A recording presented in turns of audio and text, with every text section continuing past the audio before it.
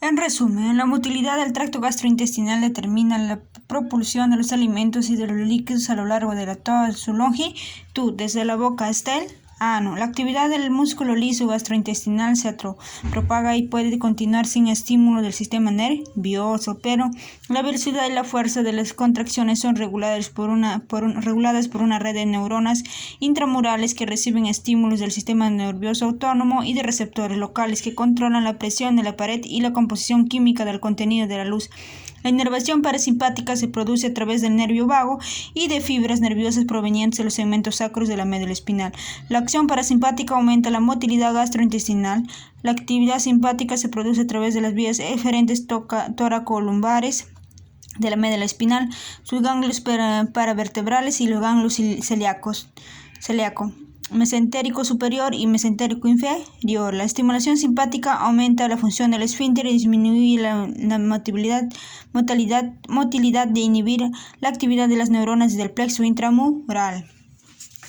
Funciones. Ahora vamos a tratar sobre funciones secretorias y digestivas. Después de completar esta sección, el capítulo podrá alcanzar los siguientes objetivos: determinar la fuerza y la función del agua y de los electrolitos contenidos en las secreciones digestivas, explicar la función protectora de la saliva, describir la función de las secreciones gástricas en el proceso de la digestión, enumerar 3 hormonas gastrointestinales principales y explicar su función, describir el sitio de producción y secreción del ácido gástrico y pepsina en el estómago. Otro es describir la función de la barrera mucosa gástrica y otro es describir las funciones de las secreciones del intestino delgado y del intestino grueso. Cada día se secretan unos 7.000 mililitros de líquido, o sea 7 litros de líquido en el tracto gastrointestinal. Entre 50 y 200 mililitros de este líquido son eliminadas en las heces o el resto se absorbe en el intestino delgado y grueso. Estas secreciones están compuestas sobre todo por agua y contienen sodio y potasio en concentraciones similares a las del líquido extracelular. Dado que el agua y los electrolitos de las secreciones del tracto digestivo derivan del compartimento extracelular, una secreción excesiva o una alteración de la absorción puede producir un déficit de líquido extracelular. Control de las funciones secretoras. Las funciones secretoras y digestivas del intestino son afectadas por influencias locales, humorales y neurales. El control neural de la actividad secretora gastrointestinal es mediado por el sistema nervioso autónomo. La actividad secretada y la movilidad aumentan por estimulación parasimpática y son inhibidas por la activación simpática. Muchas de las influencias locales, como el pH, la osmolaridad y el quimo, actúan como estímulos de los mecanismos neurales y humoral. Hormonas gastrointestinales. El tracto gastrointestinal es el órgano endocrino más grande del cuerpo. Produce hormonas que pasan desde la circulación portal y a la circulación general y luego retornan al tracto digestivo, en donde ejercen su acción. Entre las hormonas producidas por el tracto gastrointestinal se encuentran la gastrina, la secretina y la colecistocinina, la CCK. Estas hormonas influyen en la motilidad y en la secreción de electrolitos, enzimas y otras hormonas que se verán en un cuadro de resumen. Se resumen las hormonas del tracto gastrointestinal y sus funciones. La función primaria de la gastrina es la estimulación de secreción del ácido gástrico. Además, la gastrina tiene un efecto trófico o estimulador del crecimiento sobre la mucosa del intestino delgado, del colon y de la región glandular oxínticas, secretora del ácido del estómago. La extirpación del tejido productor de gastrina determina la atrofia de estas estructuras. Esta atrofia puede ser revertida si se administra gastrina en forma exógena. La secretina es secretada por las células S de la mucosa del duodeno y el yeyuno en una forma inactiva denominada prosecretina. Con la entrada de un quimo ácido con un pH menor de 4,5 o 5,0, en el intestino la secretina se activa y se absorbe en la circulación sanguínea. La secretina actúa sobre el páncreas para estimular la secreción de grandes cantidades de líquido con alta concentración de bicarbonato y baja concentración de cloro. La función principal de la colecistocinina es la estimulación de la secreción de las enzimas pancreáticas. La colecistocinina también regula la contracción de la vesícula biliar y el vaciamiento gástrico, además de potenciar la acción de la secretina y aumentar así la respuesta pancreática de los bajos niveles circulares de secretina. Además de sus efectos sobre el páncreas, estimula la secreción biliar de líquido y bicarbonato. Otras hormonas que contribuyen a la función gastrointestinal son el péptido inhibidor gástrico y la motilina. El péptido inhibidor gástrico, que es secretado por la mucosa intestinal en respuesta a un aumento de la concentración de glucosa y de lípidos, inhibe la secreción de ácido gástrico, la motilidad gástrica y el vaciamiento gástrico. El intestino delgado superior secreta motilina, una hormona que estimula la motilidad intestinal y contribuye al control de las acciones interdigestivas de las neuronas intestinales. En las neuronas del intestino se encuentran otros péptidos neurales, entre ellos figura el péptido intestinal vasoactivo, el péptido liberador de gastrina y las encefalinas. El músculo gastrointestinal está inervado por neuronas que contienen péptido intestinal vasoactivo. Este péptido produce la relajación del músculo liso gastrointestinal y se cree que también relaja el músculo liso vascular. Las neuronas que contienen péptido liberador de gastrina están ubicadas en la mucosa gástrica y cumplen una función en la liberación de gastrina. La acción de las encefalinas, que ejercen su función a través de receptores opioides, consiste en disminuir la velocidad del tránsito intestinal e inhibir las secreciones intestinales. Es probable que la eficacia de algún opioide en el tratamiento de la diarrea se debe a la combinación de estas acciones. La histamina y la somatostatina son agentes paracrinos que actúan sobre receptores ubicados en el sitio de su liberación. La somatostatina inhibe la liberación de gastrina y la secreción del ácido gástrico. La histamina es secretada en respuesta a la gastrina y estimula la secreción del ácido gástrico de las células parietales. La histamina también potencia la acción de la gastrina y de la acetilcolina sobre la secreción del ácido gástrico. Los antagonistas de la histamina tipo 2 disminuyen la secreción del ácido gástrico al bloquear los receptores H2. Tenemos aquí secreción del tracto gastrointestinal, secreciones cantidad diaria. Salivas tenemos 1200 mililitros, gástricas 2000 mililitros, pancreáticas 1200 mililitros, biliares 2000 mililitros, biliares 700 mililitros, intestinales 2000 mililitros, en total 7100 mililitros, o sea 7 litros. Secreciones salivales. La saliva es secretada por las glándulas salivales, es decir, por las parótidas, las glándulas submaxilares, las glándulas sublinguales y las glándulas bucales. La saliva cumple 3 funciones. La primera es de protección y lubricación. La saliva rica en moco protege la mucosa oral y cubre los alimentos en su pasaje por la boca, la faringe y el esófago. Las glándulas sublinguales y bucales producen solo secreción mucosa. La segunda función de la saliva es su acción de protección microbiana. La saliva limpia la boca y contiene la enzima lisosima de acción antibacteriana. En tercer lugar, la saliva contiene peptialina y amilasa que inicia la digestión de los almidones de la dieta. Las secreciones de las glándulas salivales están reguladas principalmente por el sistema nervioso autónomo. La estimulación parasimpática aumenta el flujo y la estimulación simpática lo disminuye. La boca seca que acompaña los estados de ansiedad atestigua los efectos de la actividad simpática sobre las secreciones salivales.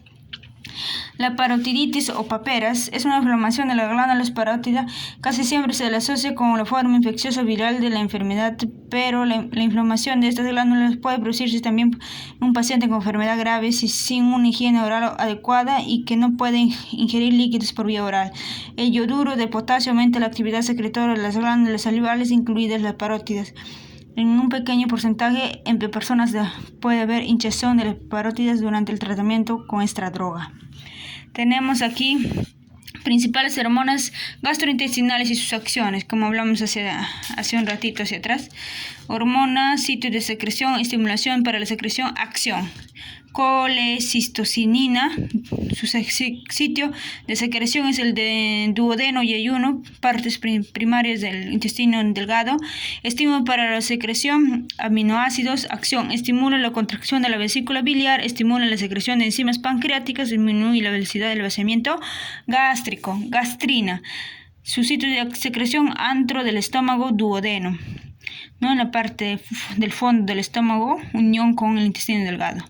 Estímulo para secreción, estímulo vagal, epinefrina, aminoácidos neutros, líquidos que contienen calcio como la leche, alcohol, el contenido ácido en el antro del estómago. pH menor de 2,5 inhibe la secreción.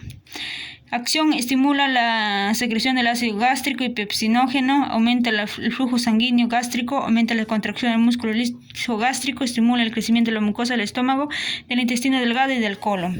Secreción de la secretina, hormona, secreción, duodeno, presencia de estímulo, presencia de pH ácido menor de 3,0 o entrada del quimo en el duodeno. Acción: estimula la secreción de solución con bicarbonato en el páncreas y en el hígado.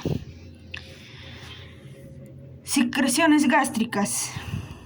Además de las células secretoras de moco que tapizan toda la superficie del estómago, la mucosa gástrica tiene dos tipos de glándulas: glándulas oxínticas o gástricas y glándulas pilóricas.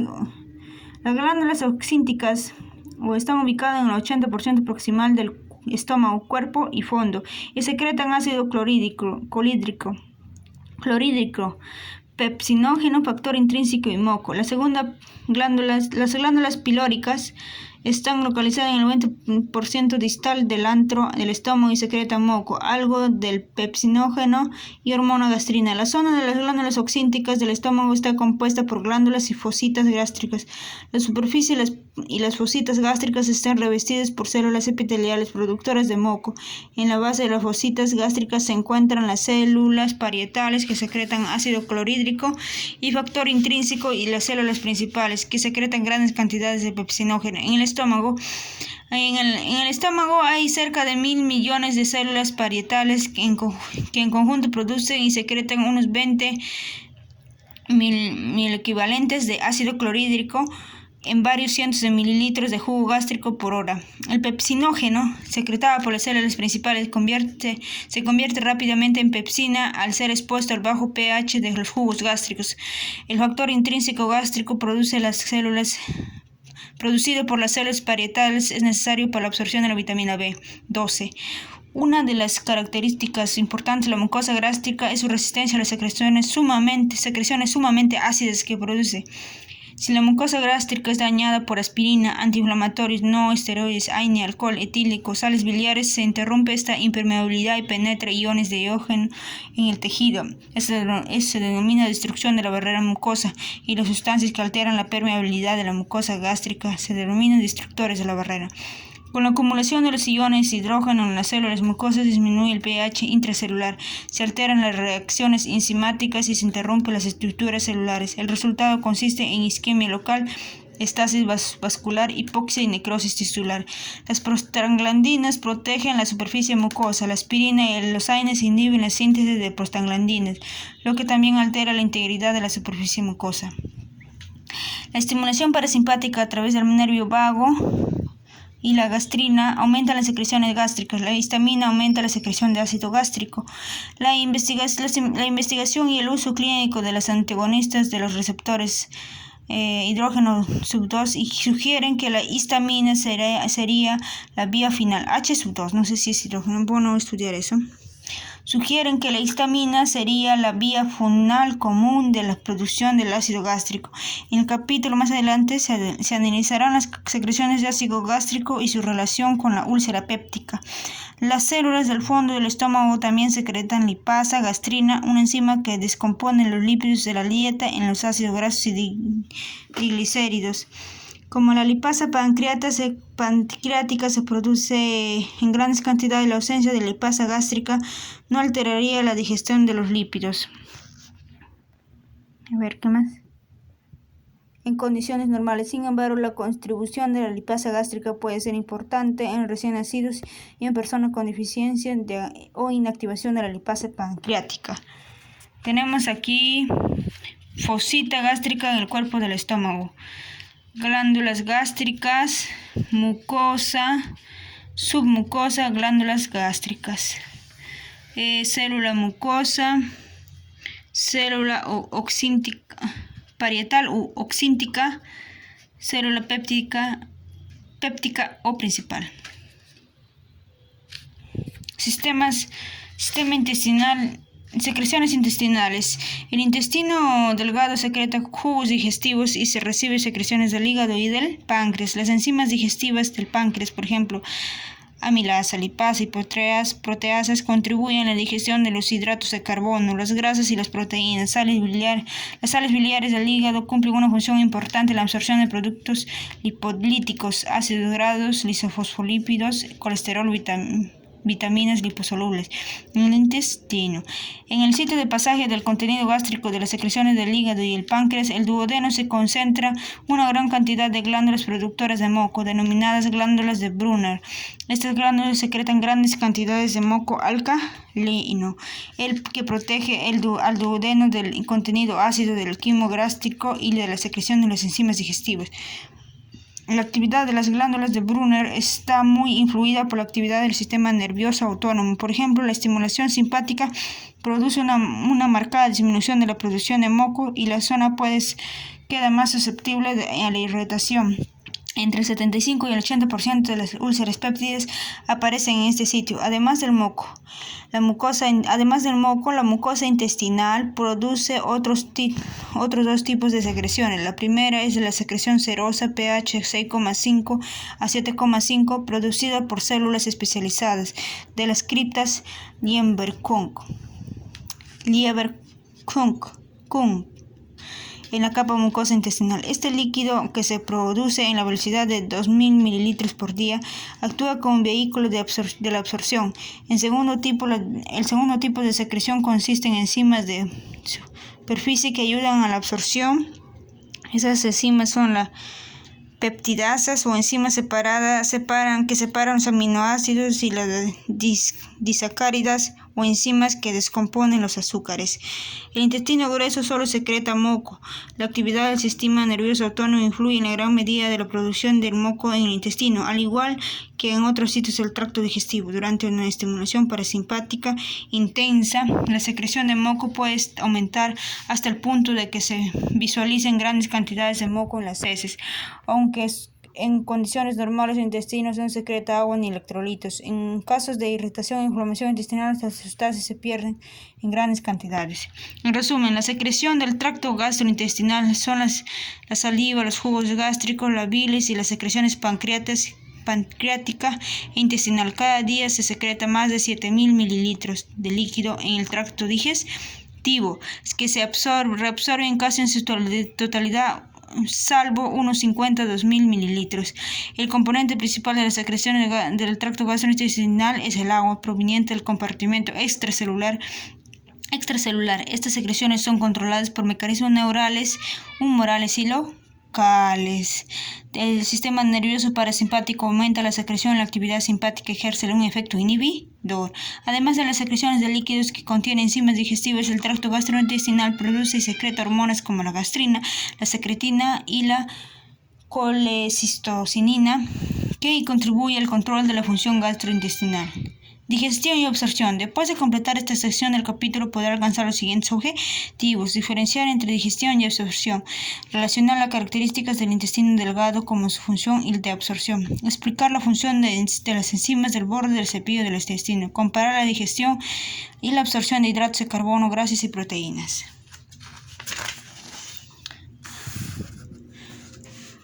Membrana mucosa del intestino delgado. Nótense las numerosas vellosidades de un pliegue circular. Vellosidades, cripta de Lieberkühn, muscular de la mucosa, capa submucosa, capa serosa, ganglio linfático, músculo intestinal. Ganglio linfático es glóbulos blancos en gran cantidad. Músculo longitudinal, músculo circular. A ver si lo toman captura. Ya. La digestión o descomposición de los alimentos comienza en la boca con la acción del Alfa-amilasa salival. Contiene en el estómago y finaliza en el intestino delgado. La absorción de un nutriente tiene lugar sobre todo en el intestino delgado. Solo unas pocas sustancias, entre ellas el alcohol, se absorben en el estómago. La digestión es el proceso por lo cual los alimentos son desarmados en sus componentes. La digestión requiere la hidrólisis, el desdoblamiento enzimático y la emulsión de las grasas. La hidrólisis consiste en la ruptura de un compuesto que implica una reacción química con agua. La importancia de la hidrólisis en la digestión es evidenciada por la cantidad de agua de 7 a 8 litros secretada a diario en el tracto gastrointestinal. La mucosa intestinal es impermeable a la mayor parte de las grandes moléculas. La mayor parte de las proteínas, las grasas y los hidratos de carbono deben descomponerse en pequeñas partículas antes de ser absorbidos. Parte de la digestión de los hidratos de carbono, las proteínas y la grasa se producen en el estómago, pero la descomposición final de esas sustancias ocurre en el intestino delgado. La descomposición de las grasas en ácidos grasos libres y monoglicéridos se producen enteramente en el intestino delgado. El hígado con su producción de bilis y el páncreas con la producción de enzimas digestivas son importantes en la digestión, la absorción, en el proceso de movilización de los nutrientes y otras sustancias del medio externo del tracto gastrointestinal hacia el medio interno. La absorción se lleva a cabo por difusión y transporte activo. La función de absorción del intestino grueso se centra principalmente en la reabsorción del agua.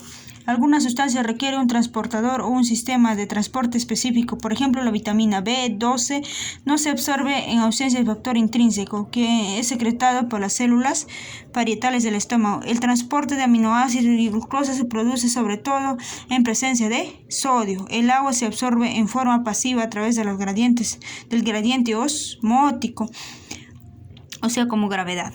El intestino delgado se caracteriza por su superficie, que en el adulto se estima en unos 250 metros cuadrados. Esta gran superficie se debe a la existencia de los pliegues circulares que se extiende en la luz del intestino y en las vellosidades, que son proyecciones digitiformes de la membrana mucosa, cuyo número alcanza 25.000, que tapizan todo el intestino delgado. Cada vellosidad está dotada de una arteria, una vena y vasos linfáticos quilíferos que llevan la sangre hacia la superficie del intestino y transportan los nutrientes en otras sustancias que han penetrado en la circulación desde la luz intestinal. La absorción de las grasas se produce sobre todo en los linfáticos. Cada vellosidad está cubierta por una célula llamada enterocitos que contribuyen en las funciones de absorción y digestión del intestino delgado y por células calciformes productoras de moco. Las criptas del Lieberkühn son estructuras glandulares que se abren en los espacios existentes entre las vellosidades. El lapso de vida aproximadamente de los enterocitos es de 4 a 5 días y se cree que las células nuevas se forman por diferenciación a partir de las células progenitoras ubicadas en la zona de las criptas. En su proceso de maduración, los enterocitos migran hacia el extremo de las vellosidades, en donde finalmente son extruidos. Los enterocitos secretan enzimas que ayudan a la digestión de los hidratos de carbono y las proteínas. Estas enzimas se denominan enzimas de ribete en cepillo porque se adhieren al borde de la estructura de las vellosidades. De este modo tienen acceso a los hidratos de carbono y las moléculas de proteína que entran en contacto con la superficie de absorción del intestino. Este mecanismo de secreción permite que la enzima se ubique en el lugar en el que se la requiere. Y evita que deba producirse la cantidad de enzima que sería necesaria para mezclarse con la totalidad del contenido de la luz del intestino delgado. Las moléculas digeridas difunden a través de la membrana o son transportadas por transporte activo, o sea, gastando energía a través de la superficie mucosa e ingresan en el torrente sanguíneo o, en los casos de ácidos grasos, en los vasos quilíferos. Estas moléculas, vasos quilíferos, busquen mucha información de eso. Estas moléculas luego son transportadas a través de la vena porta o de los vasos linfáticos a la circulación sistémica. Tenemos aquí enzimas utilizadas en la digestión de los hidratos de carbono de la dieta, enzima monosacáridos producidos, lactosa, enzima lactasa, monosacárido producido, glucosa y la galactosa. Sacarosa, hidrato de carbono, enzima sacarasa, monoácido producido, monosacárido producido, va a ser fructosa y glucosa. Almidón, enzima amilasa, monosacárido producido, maltosa, maltotriasa y alfa-dextrinas. Maltosa y maltotriosa alfa-dextrinas, su enzima alfa-dextrimasa, monosacárido producido, glucosa y glucosa. Maltosa y acá tenemos maltosa y maltotriosa, su enzima maltasa, monosacárido producido, glucosa. Alfa-dextrinas, enzima alfa-dextrimasa, monosacárido producido, glucosa y glucosa. Ahí si lo toman una captura, chicos, los quiero mucho. Ya, no se conformen, que yo no soy perfecta. Nada perfecto, qué triste. Absorción de hidratos de carbono. Los hidratos de carbono deben descomponerse en monosacáridos o azúcares simples para poder ser absorbidos en el intestino delgado. La ingesta diaria promedio de hidratos de carbono en la dieta estadounidense tipo es alrededor de 350 a 400 gramos. El almidón constituye un 50% del total. La sacarosa, azúcar de mesa, cerca del 30%, la lactosa, azúcar de la leche, cerca del 6% y la maltosa un 1,5%. La digestión del almidón comienza en la boca con la acción de la amilasa. Las secreciones pancreáticas también contienen una amilasa. La amilasa descompone el almidón en varios disacáridos, entre ellos maltosa, isomaltosa y alfa-dextrinas. Las enzimas del borde del cepillo convierten a los disacáridos en monosacáridos que pueden ser absorbidos. La sacarosa se convierte en glucosa y fructosa. La lactosa se convierte en glucosa y la galactosa y la maltosa se convierten en las dos moléculas de glucosa. Los disacáridos que no se descomponen en monosacáridos no pueden ser absorbidos pero quedan como partículas como actividad osmótica en el contenido del sistema digestivo y producen diarrea. Las personas con deficiencia de lactasa, las enzimas que descomponen la lactosa, sufren diarrea cuando ingieren leche o productos lácteos. La fructosa es transportada a través de la mucosa intestinal por difusión facilitada, que no requiere gastos de energía. En este caso, la fructosa se desplaza a favor del gradiente de concentración. La glucosa y la galactosa son transportadas por un sistema transportador dependiente del sodio que utiliza el trifosfato de adenosina, ATP, como fuente de energía. La absorción de agua en el intestino está ligada con la absorción de partículas osmóticamente activas, como la glucosa y el sodio, por ende, para facilitar el transporte de agua a través del intestino y disminuir la diarrea. Luego de una interrupción temporaria de la función intestinal es importante la ingesta de líquidos con sodio y glucosa.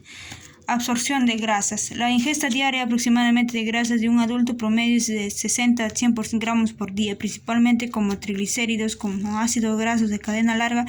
La lipasa gastrina y la lipasa pancreática descomponen estos triglicéridos. Las sales biliares actúan como sistema de transporte de los ácidos grasos y de las vitaminas liposolubles A, D, E y K, y forman micelas que transportan estas sustancias hasta la superficie de las vellosidades intestinales, en donde son absorbidas. El principal sitio de absorción de las grasas es el yeyuno superior. Los triglicéridos de la cadena media, con 6 a 10 átomos de carbono, en su estructura se absorben mejor que los ácidos grasos de cadena larga, porque las lipasa pancreática los descompone en forma completa y forman micelas con mayor facilidad. Por su facilidad de absorción, los triglicéridos de cadena media se utilizan para el tratamiento de las personas con síndrome de mala absorción.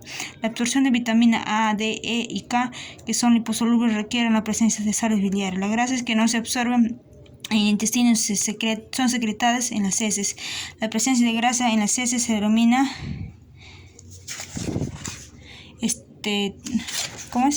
esteatorrea, término que por lo cual general indica la presencia de 20 gramos o más de grasa en la muestra de heces de 24 horas. Para el análisis químico se recolecta las heces en 72 horas, durante las cuales se restringe la dieta de 80 a 100 gramos de grasa por día. Tenemos aquí Sistema hipotético de transporte de glucosa dependiente de sodio.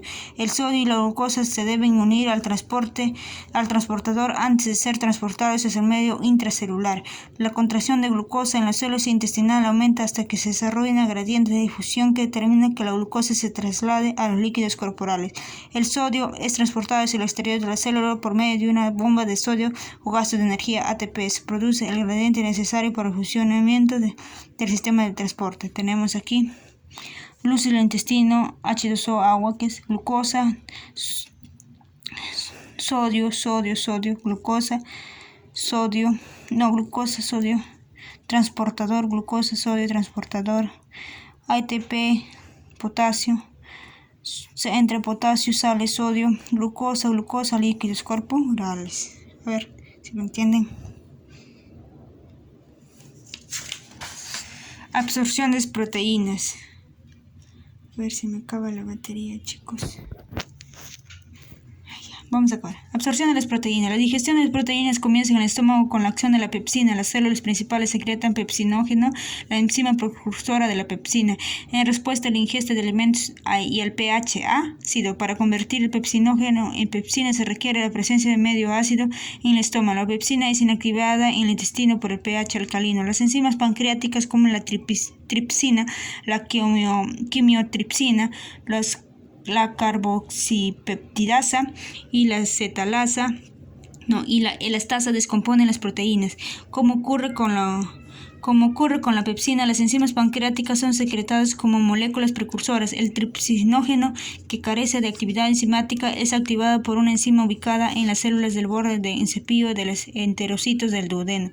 La tripsina activada activa a otras moléculas tripsinógeno y a otras enzimas proteolíticas pancreáticas precursoras. La liberación de los aminoácidos tiene lugar en forma intramural o sobre la superficie de las vellosidades por medio de enzimas del borde en cepillo que degradan a las proteínas en péptidos de 1, 2 o 3 aminoácidos de longitud. Al igual que la glucosa, muchos aminoácidos son transportados a través de la membrana mucosa en un proceso ligado al sodio que utiliza ATP como fuente de energía. Algunos aminoácidos se absorben por un proceso de difusión facilitada que no requiere sodio. Tenemos aquí el resumen y al final, aquí se acaba, chicos. Estas no son preguntas que yo no soy profesora, no puedo dejarlas. En resumen, la digestión y la absorción de las sustancias alimenticias se produce principalmente en el intestino delgado. La digestión, que es el proceso por el cual se descomponen los alimentos en sus componentes, requiere la hidrólisis, el desdoblamiento enzimático y la emulsión de las grasas. Las proteínas, las grasas, los hidratos de carbono y otros componentes de la dieta se descomponen en moléculas que pueden ser transportadas desde la luz hacia los líquidos del cuerpo. La absorción es el proceso por el cual los nutrientes y otras sustancias pasan del medio externo del tracto gastrointestinal al medio interno. Las enzimas del borde de cepillo se descomponen los hidratos de carbono en monosacáridos que pueden ser transportados a través del intestino hacia el torrente sanguíneo. La digestión de las proteínas comienza en el estómago con la acción de la pepsina y luego es facilitada en el intestino por las enzimas pancreáticas, es decir, la tripsina, la quimiotripsina, la carboxipeptidasa y la elastasa. Las enzimas que descomponen las proteínas se liberan como proenzimas que luego activan el tracto gastrointestinal. La absorción de glucosa y aminoácidos es facilitada por medio de un sistema de transporte dependiente de sodio. Las grasas de la dieta se descomponen por acción de la lipasa gástrica y pancreática en triglicéridos, de ácidos grasos de cadena intermedia y de cadena larga. Las sales biliares forman micelas que transportan esas sustancias a la superficie de las vellosidades intestinales, en donde son absorbidas. Se acabó, chicos, a la justa porque se acaba mi batería. Muchas gracias, besos, los quiero mucho. Se acabamos y vamos a seguir más. Besos, los adoro.